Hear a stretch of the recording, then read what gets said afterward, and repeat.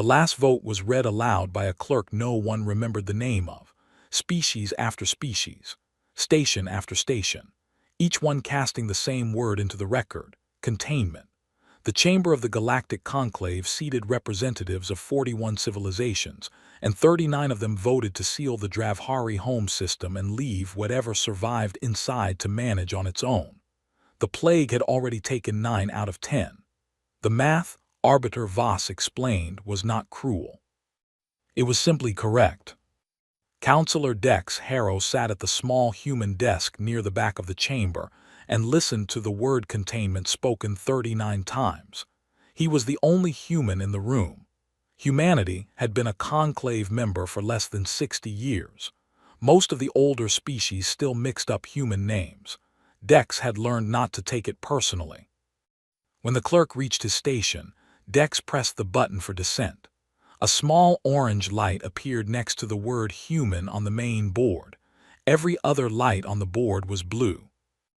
Nobody laughed. That would have been beneath the dignity of the chamber. But 2 of the Vrethani delegates exchanged a look that said the same thing a laugh would have said. Voss leaned slightly toward his speaking crystal. The motion carries. Containment Protocol 7 is now in effect. All vessels are prohibited from entering or approaching the Dravhari star system. Violations will be treated as an act of deliberate interference with conclave emergency law. He paused.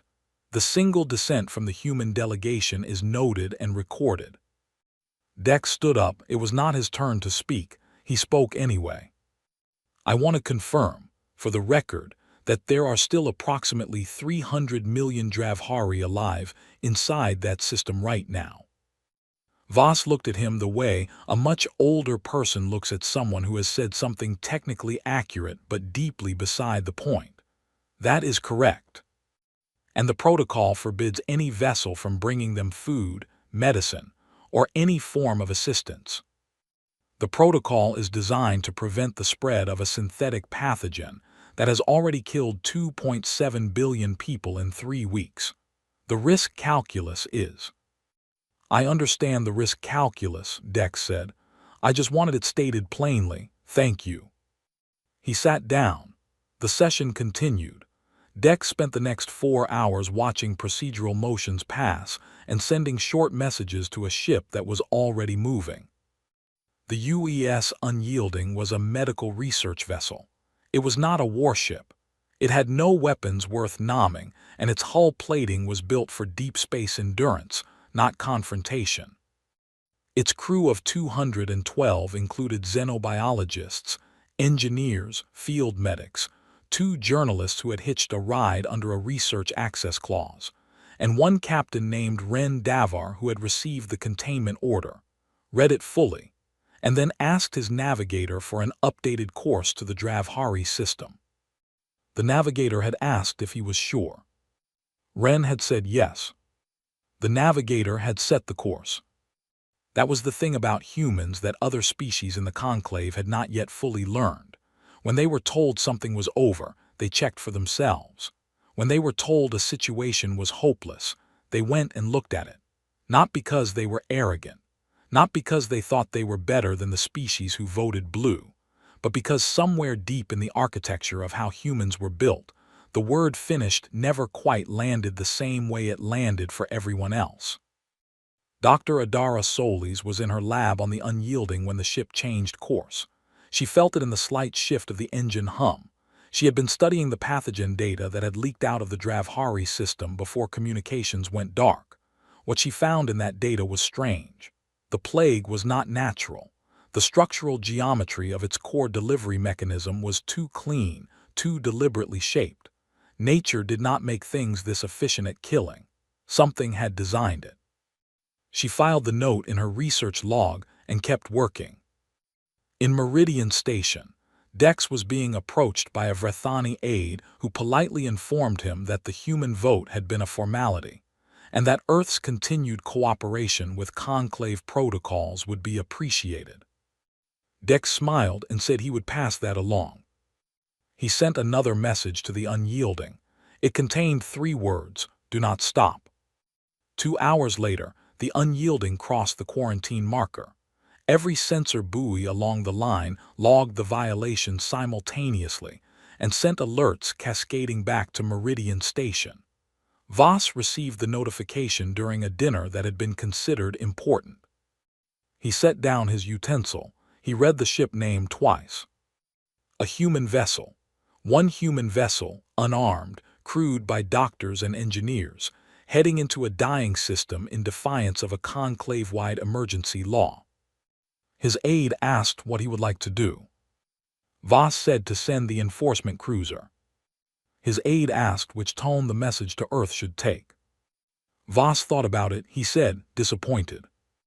On the bridge of the Unyielding, nobody made speeches. Wren looked at the quarantine marker falling behind them on the rear display. Someone in the back of the bridge quietly said, "Well, that is that." Someone else said, "Yep." Then they all went back to their stations, and the ship moved forward into the dark, and the silence of a system the rest of the galaxy had decided to stop caring about.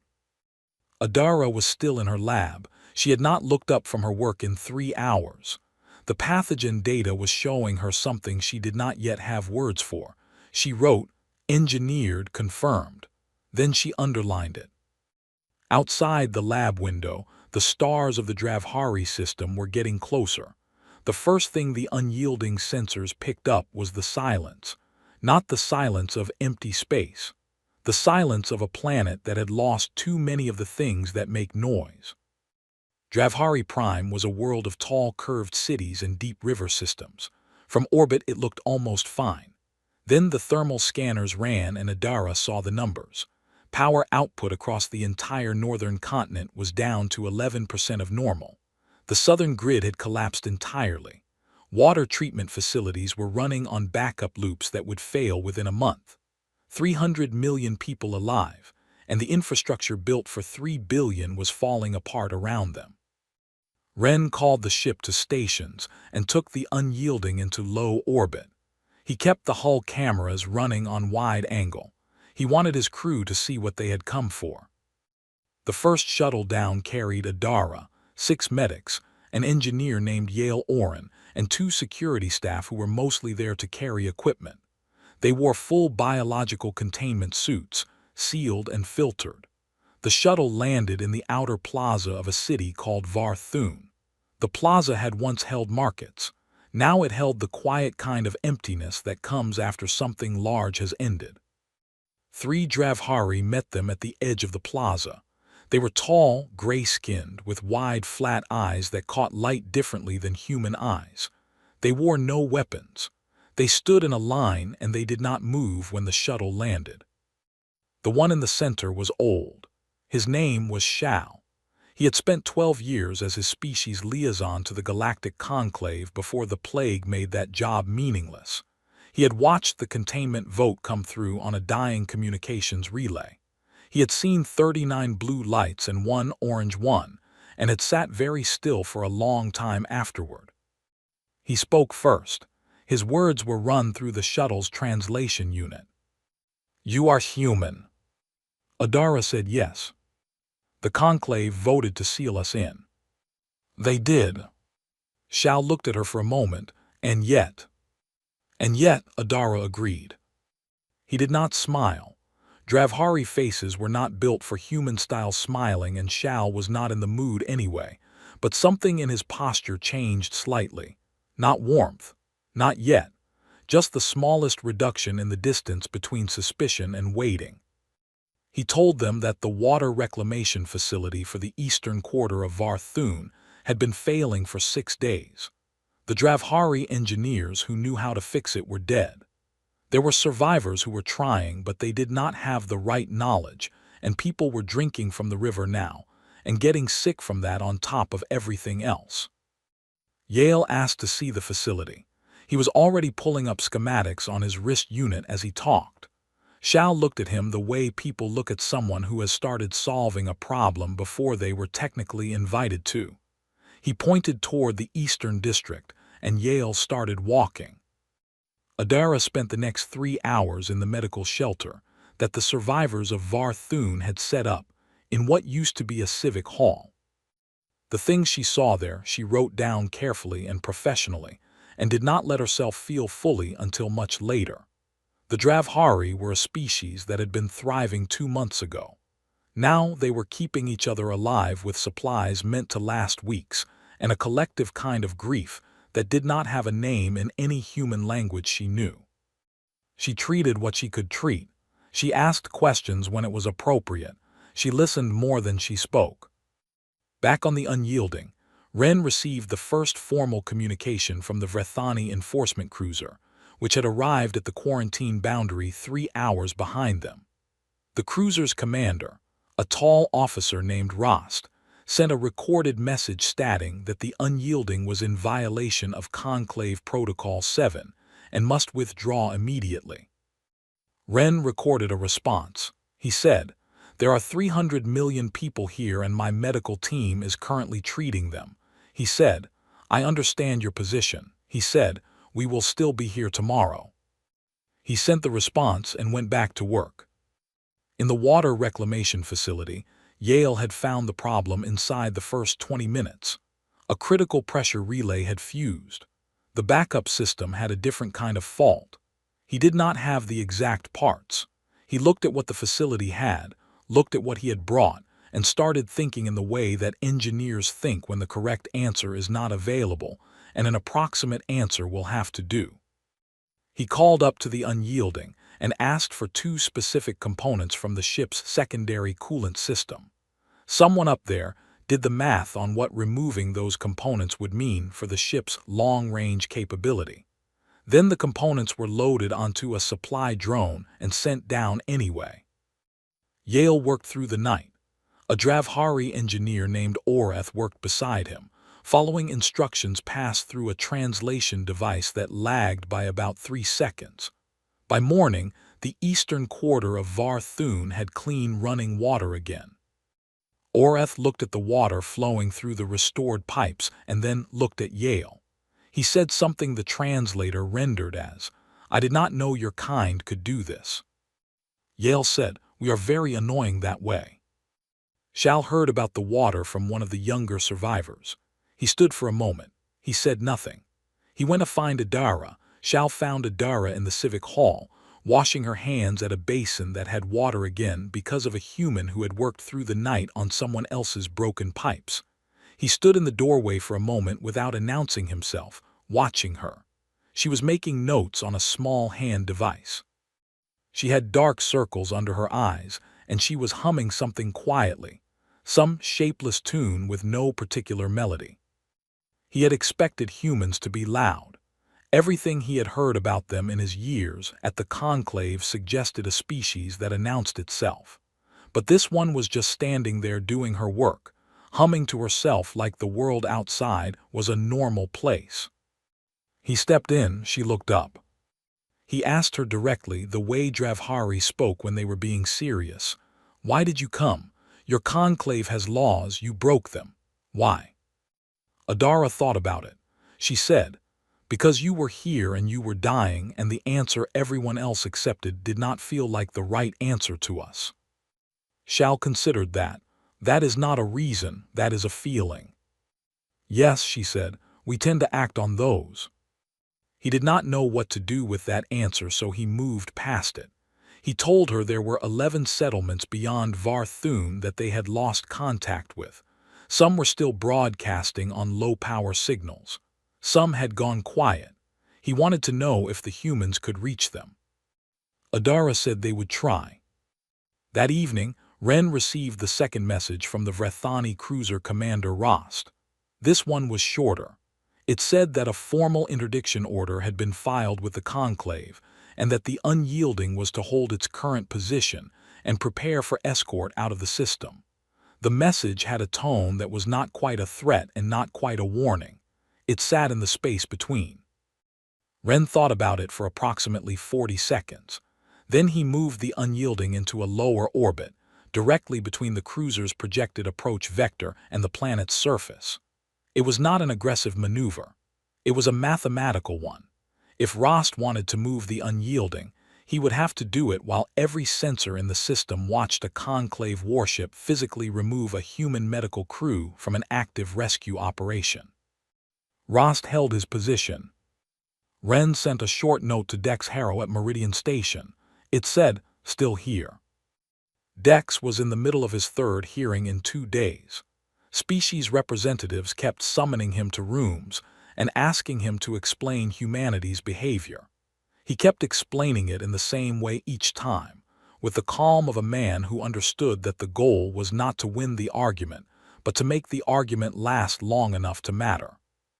In one of those hearings, a delegate from a mid-tier species called the Chirath said something that Dex had not expected. She said, "We have been reviewing the pathogen data that your vessel transmitted. There are anomalies that concern us."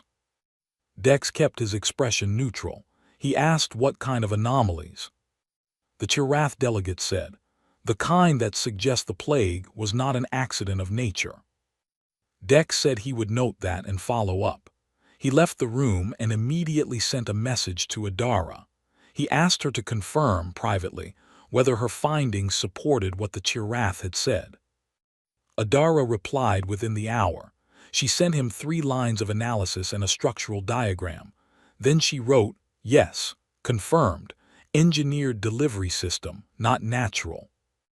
Dex sat with that for a long time. Then he wrote back, "Document everything. Back it all up to Earth servers directly. Do not wait for my approval." On the surface, something unexpected happened during a routine supply distribution in the northern quarter of Varthun. A group of human medics had been handing out food and medicine packs. A Dravhari woman asked, through a translator, why humans used 2 hands for everything.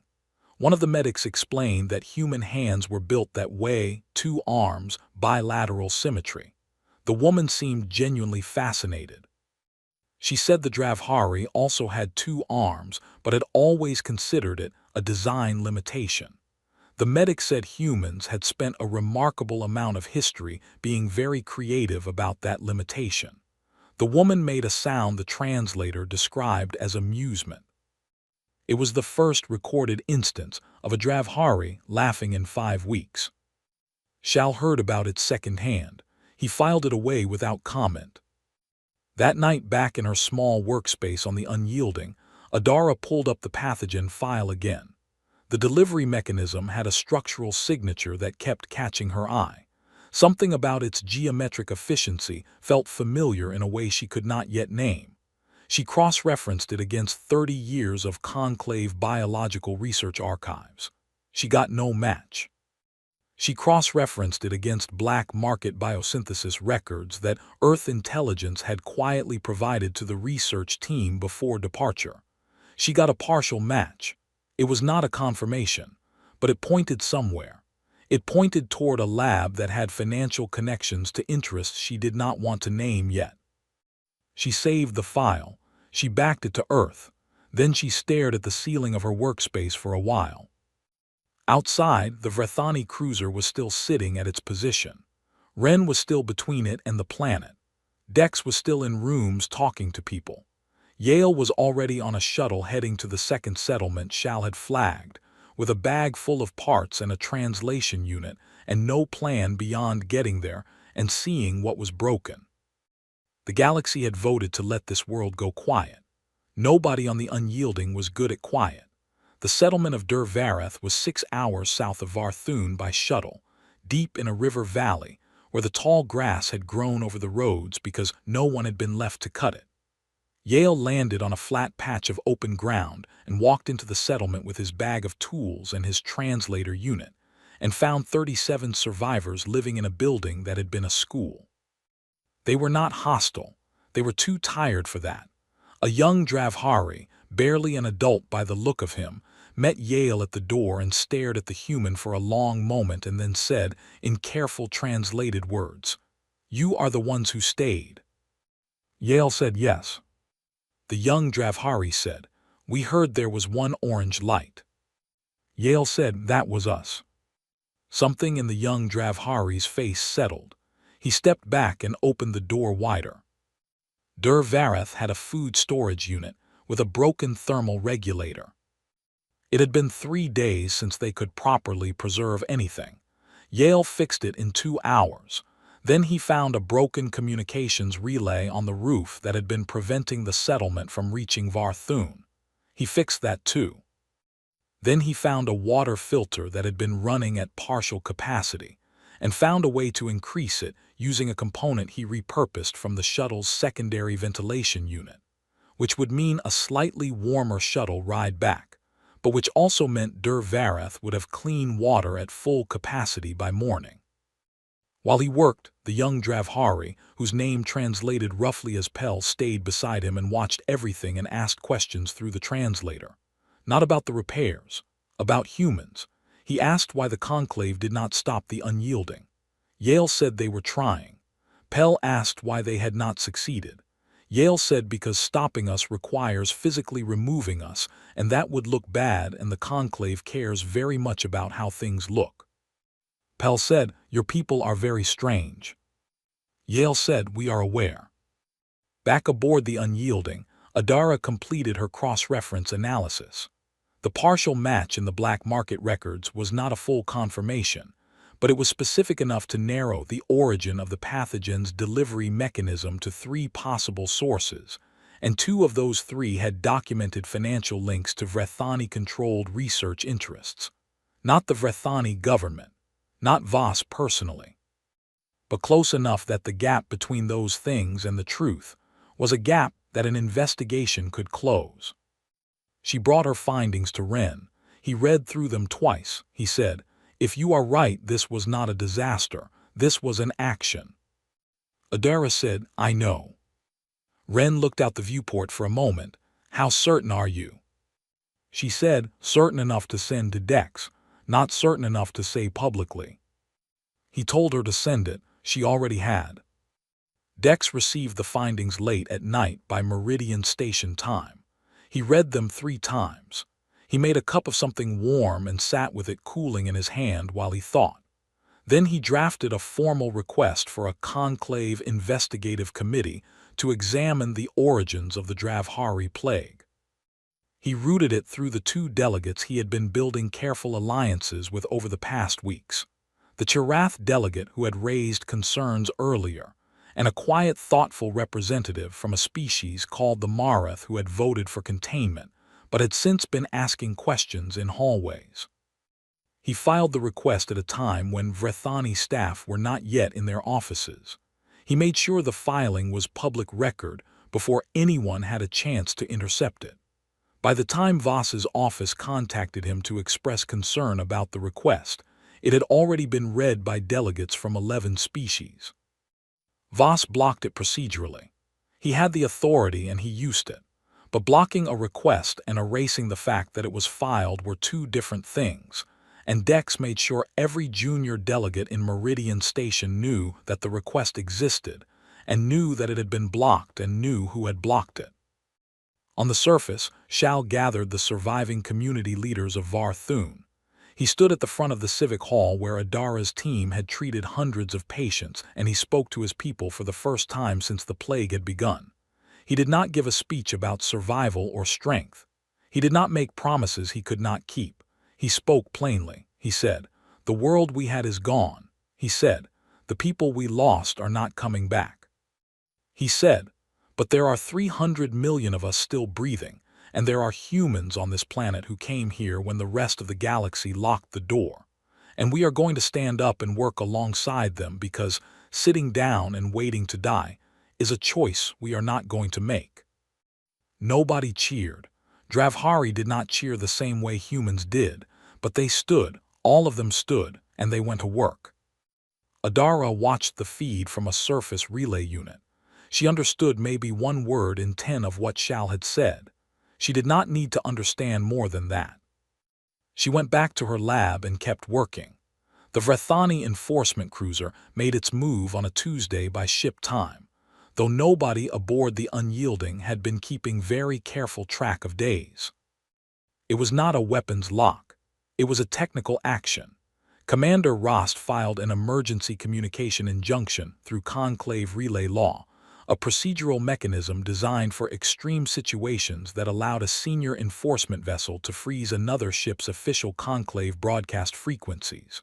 Within 4 minutes of the filing, the unyielding could no longer transmit or receive on any official conclave channel. Formally, they were cut off. Wren read the notification. He walked to engineering. He said, "Yale." Yale looked up from a workbench covered in Dravhari relay components he had been reverse engineering for 3 days. He said, "I already know." Wren said, "Can you work around it?" Yale said, "I can do better than that." He spent 40 minutes building something that should not technically have worked and then absolutely did work. He rooted the Unyielding's full research archive, every file Adara had produced, every data log, every cross-referenced analysis of the synthetic pathogen, the partial source matches, the financial linkage summaries, all of it, through 17 civilian relay frequencies across the conclave network simultaneously. Not official channels, civilian ones. The kind used for personal communications, trade messages, news feeds, and public broadcasts. The data hit 23 star systems in under 6 minutes. It could not be recalled. It could not be blocked. It could not be made to not exist. The injunction covered official channels. The civilian network was not covered. Yale had read the injunction filing very carefully during those 40 minutes and had noticed that gap with the quiet, focused pleasure of a man who had spent his whole life finding gaps. Adara was in the medical shelter in Varthun when her wrist unit lit up with the notification that the broadcast had gone out. She stared at it for a moment. She thought about everything those files contained. The pathogen analysis, the delivery mechanism, the source traces, the partial matches. Then she went back to treating patients because that was what she had come here to do, and it was not finished. Aboard the Vrethani cruiser, Commander Rost received a message from Voss that was short and carried a tone Rost had never heard from Voss before. He read it twice. He understood that something had changed that could not be unchanged. At Meridian Station, Dex was in a corridor outside a council room when the data started spreading. Delegates' communication units began alerting one by one. A Marath aide rushed past him holding a data tablet and looking alarmed. 2 Tirath officials passed in the opposite direction talking in fast, low voices. Dex stood still in the middle of all of it with his hands in his pockets and let it happen around him. An aide from his own office appeared at his elbow and asked what he wanted to do. He said, "Nothing, just watch." Inside the council room, Voss convened an emergency closed session. For the first time in the 11 years Dex had been a conclave delegate, he heard raised voices coming through the sealed chamber doors. Not one voice, several. Species that had been quiet and procedural for decades were suddenly asking questions that could not be procedurally deflected, because the information was no longer inside a filing that could be blocked. It was in the open network. It was being read by people on 40 worlds. 2 days later, 2 more Earth vessels arrived at the quarantine boundary. They had supplies, additional medical personnel, and 8 journalists from 4 different human news networks, all of whom had been briefed on the situation, and all of whom had active broadcast credentials on the civilian relay network. They announced their arrival publicly. They stated they were joining a humanitarian operation. They asked, on record, for any species wishing to provide additional aid to contact the Unyielding directly. The quarantine enforcement cruiser did not move to intercept them. That same evening, Adara and Shal sat outside the medical shelter on a low wall that overlooked the dark streets of Varthun. The power was still partial in this district. About half the lights worked. It looked, Adara thought, like a city that was still deciding whether to come back. Shal said without any particular lead-up, "Before all of this, I thought your species was minor, inexperienced, the sort that the older powers allow in out of courtesy." Adara said, "Most of the galaxy agrees with you." Shal said, "I think the galaxy is measuring the wrong things." She asked what he meant. He was quiet for a moment. He said, Experience teaches caution. Your species has not yet learned what to be cautious about. So you simply do the thing that seems correct and let the caution follow behind later. Adara thought about that. She said, "That is a generous way to describe being reckless."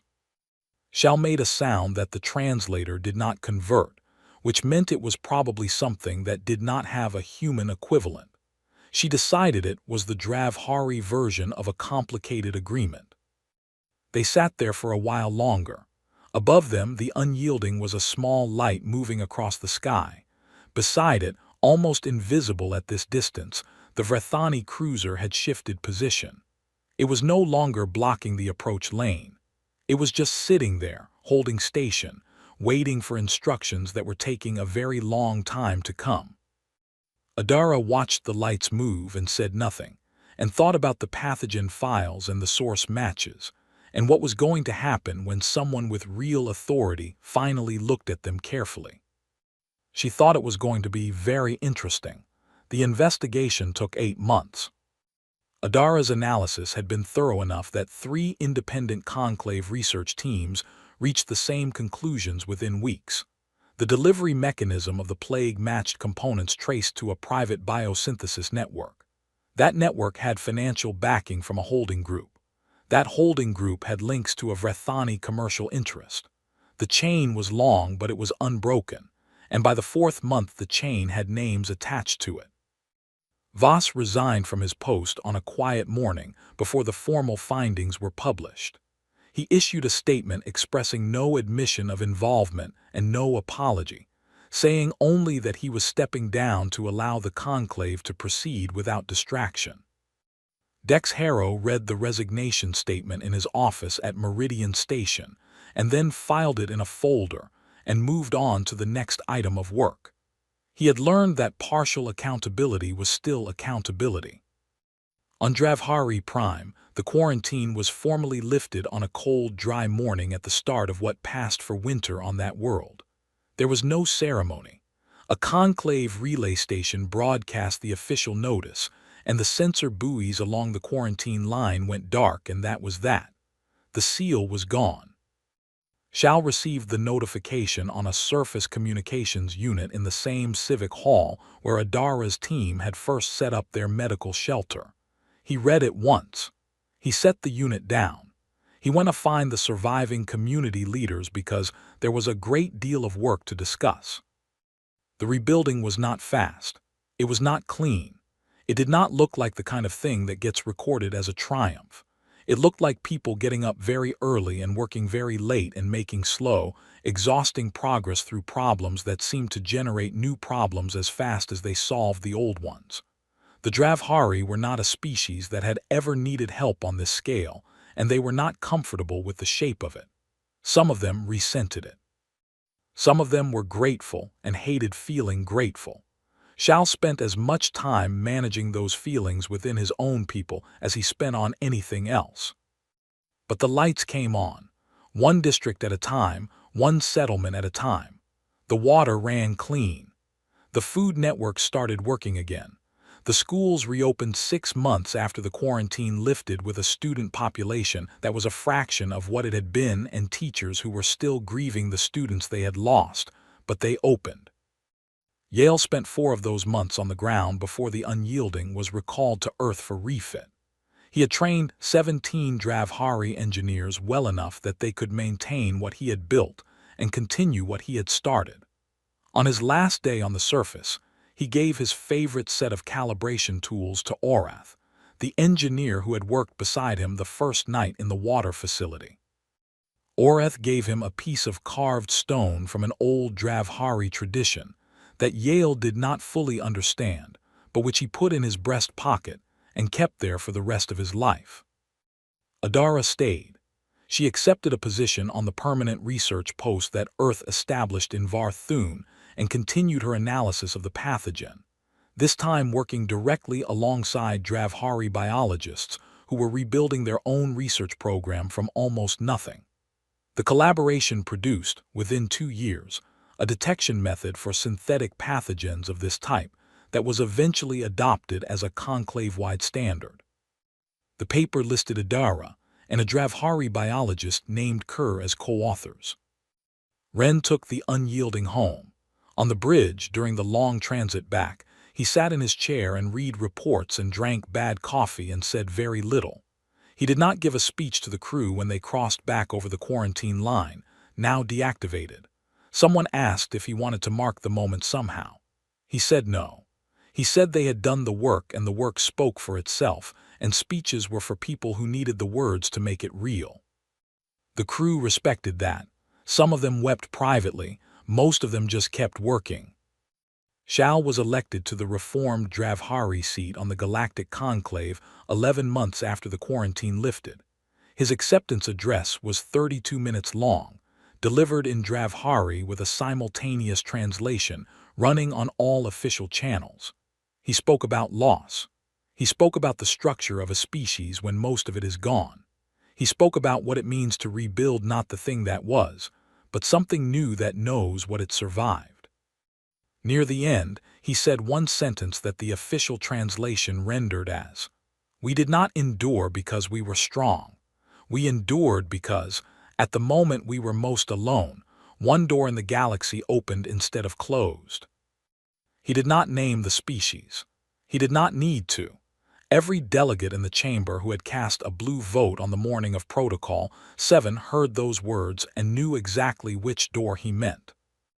Dex Harrow, sitting at the human desk near the back of the chamber, listened to the sentence and looked down at his hands for a moment. Then he looked up and paid attention to the rest of the speech.